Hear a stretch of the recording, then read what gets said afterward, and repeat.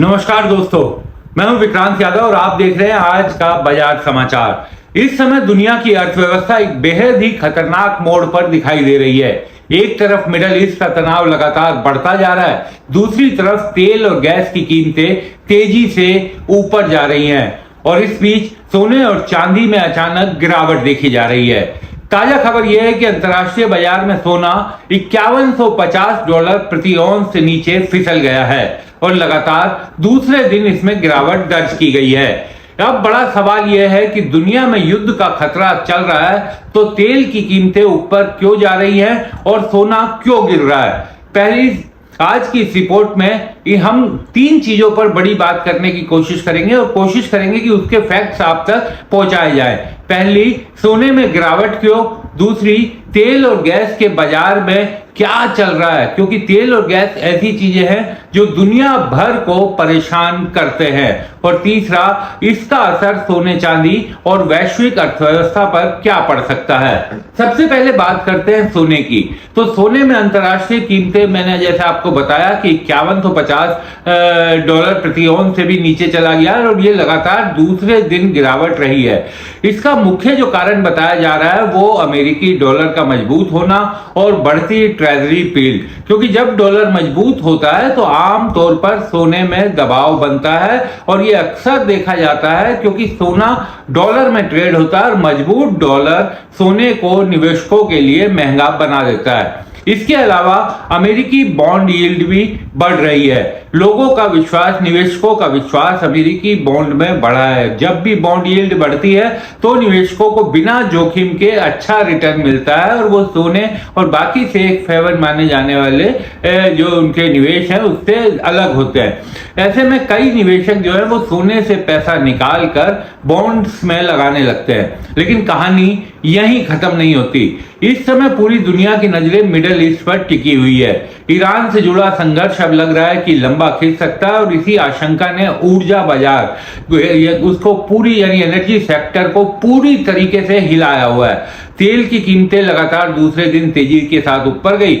WTI crude oil जो है $90 प्रति बैरल से ऊपर पहुंच गया, हालांकि 119 तक पहुंच गया था, आपको याद होगा, लेकिन अभी भी ये बड़ा रेट इसके बढ़े हुए हैं। और मिडल ईस्ट में जिस तरीके से सप्लाई प्रभावित हो गई है उसने एक गंभीर खतरा की तरफ पूरी दुनिया को खड़ा कर दिया है। कई रिपोर्ट्स में यह भी कहा गया है कि इराक ने अपने तेल टर्मिनलों का संचालन रोक दिया है क्योंकि उसके समुद्री क्षेत्र में तेल टैंकरों को अमेरिका के जरिए, इजराइल के जरिए निशाना बनाया गया था। तो इस पूरे इलाके में जो ये तेल का इलाका है वहां पर सुरक्षा को लेकर बड़ी चिंता खड़ी हो गई है। और सबसे बड़ी बात जो है कि दुनिया का जो सबसे महत्वपूर्ण तेल मार्ग है, एनर्जी मार्ग है, स्ट्रेट ऑफ हॉर्मुज, वो अभी भी प्रभावी रूप से बंद बताया जा रहा है। वहां से कोई शिप्स की आवाजाही नहीं हो पा रही है। तो दुनिया का लगभग 20% तेल इसी की सप्लाई इसी रास्ते से होती है।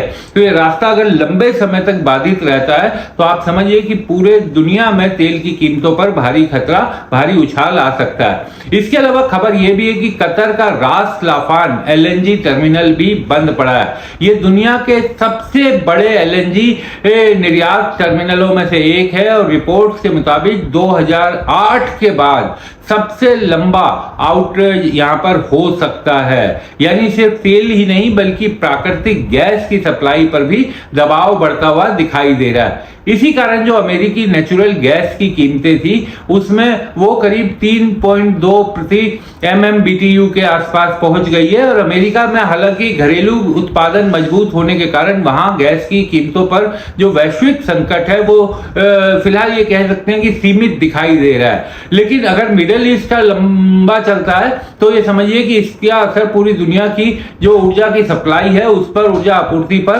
पड़ सकता है। अब एक सवाल जरूर आपके मन में कौंध रहा होगा कि अगर ऊर्जा संकट इतना बड़ा है तो सोना क्यों गिर रहा है। इसका जवाब आपको अमेरिकी मौद्रिक नीति से मिलेगा। इस समय बाजार की यह उम्मीद है कि फेडरल रिजर्व केवल एक बार इस बार ब्याज दरों में बदलाव करेगा। पहले उम्मीद थी कि नए फेड चीफ के आने के बाद तुरंत भी कटौती हो सकती है, लेकिन अब ऐसा नहीं दिखाई दे रहा। तो तेल की कीमतें बढ़ने से महंगाई का खतरा बढ़ गया है। अगर महंगाई बढ़ती है तो फेड रिजर्व के लिए ब्याज दर काटना कम करना मुश्किल हो जाएगा, और यही कारण है कि डॉलर मजबूत हो रहा है, सोना पर दबाव बना हुआ है। जबकि सोने को इस समय कहा जा रहा था कि वो एक मजबूत है और उसमें बहुत ज्यादा गिरावट नहीं आएगी, लेकिन सोने पर लगातार दबाव दिखाई दे रहा है। इस पूरे संकट के बीच एक और जो बड़ी खबर आई है वो ये कि अंतर्राष्ट्रीय ऊर्जा एजेंसी यानी IEA जिसे कहते हैं, उसने इतिहास की सबसे बड़ी समन्वित कार्रवाई को मंजूरी दे दी है। IEA ने वैश्विक आपातकालीन भंडार से करीब 400 मिलियन बैरल तेल जारी करने का निर्णय लिया है। ये माना जा रहा है कि अब तक की सबसे बड़ी रणनीतिक रिलीज है, क्योंकि 400 बैरल IEA ने कहा है कि इसे रिलीज किया जाए। इसका जो मेन मकसद बताया जा रहा है वो ये कि बाजार में काफी तनाव बना हुआ है, घबराहट बनी हुई है, उसे कम किया जाए और तेल की कीमतों पर नियंत्रण रखा जाए। लेकिन सवाल यही है कि क्या इससे बाजार शांत होगा? विशेषज्ञों का क्योंकि ये कहना है कि अगर मिडिल ईस्ट का तनाव कम नहीं हुआ तो 400 मिलियन बैरल की जो IEA रिलीज कर रहा है वो भी ज्यादा दिनों तक बाजार की स्थिति को सामान्य नहीं रख पाएगा। अब यानी पूरी तस्वीर को आप अगर समेट कर देखें तो बड़ी तीन चीजें दिखाई देती हैं कि एक तो ऊर्जा बाजार में भारी अस्थिरता है, दूसरा डॉलर मजबूत हो रहा है, तीसरा ब्याज दरों में कटौती की उम्मीद कम हो रही है। ये मन लग रहा है कि बस एक ही बात होगा।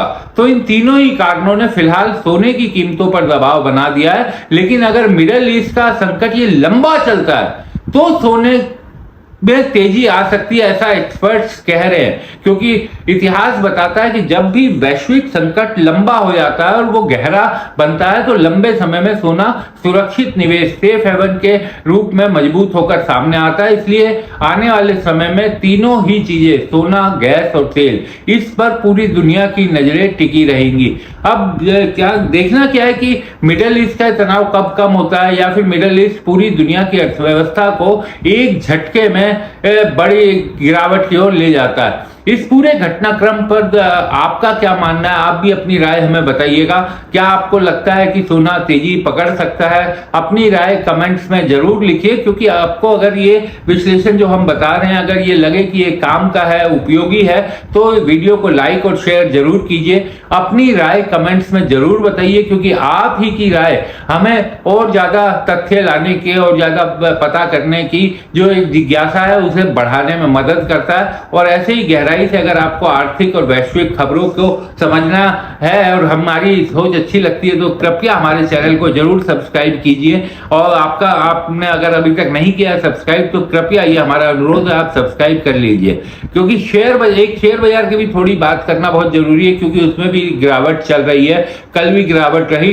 तो एक जो लंबे दौर के निवेशक है वो हालांकि इस गिरावट से कम घबराते हैं, क्योंकि उनको पता है, वो जो सालों से कर रहे हैं बाजार में निवेश, उनको पता है कि बाजार में इस तरह के संकट आते जाते हैं, उतार चढ़ाव होता है, और कई बार बाजार ने इस तरीके के वैश्विक संकट देखे हैं। लेकिन आप देखिए हिंदुस्तान की अगर हम बात करें तो कोविड के बाद जो जिसे कहा जाता है जेनजी, जो एकदम युवा बच्चे हैं, वो शेयर मार्केट में बहुत तेजी से गए थे। और कोविड के बाद मार्केट ने जिस तरीके का उछाल लिया था, उन बच्चों ने कभी वो उस तरीके की गिरावट नहीं देखी। तो अब उनके मन में कई तरह के डर बन गया, घबराहट बन गई है, और सबसे ज्यादा डर उन्हीं के मन में रहता है। क्योंकि जैसा मैंने कहा कि जो पुराने और अनुभवी निवेशक है उन्हें पता है कि बाजार में इस तरह के दौर आते हैं। तो सभी से यह अनुरोध है कि बहुत सोच समझकर निवेश कीजिए, घबराहट मत रखिए। बाजार फिर इस खतरे से बाहर निकलेगा, फिर दोबारा ऊपर होगा। ऐसे वैश्विक संकट कई बार आए हैं, तो अपने आप को थोड़ा संभाल कर चलिए। और इस समय ये जो समय है ये बहुत वोलेटिलिटी का समय है, तो अपने सेबी रजिस्टर्ड एनालिस्ट से बात करने के बाद ही निवेश कीजिए। जैसा हम कहते हैं कि पैसा आपका है तो नफा और नुकसान भी सिर्फ आपका ही होगा।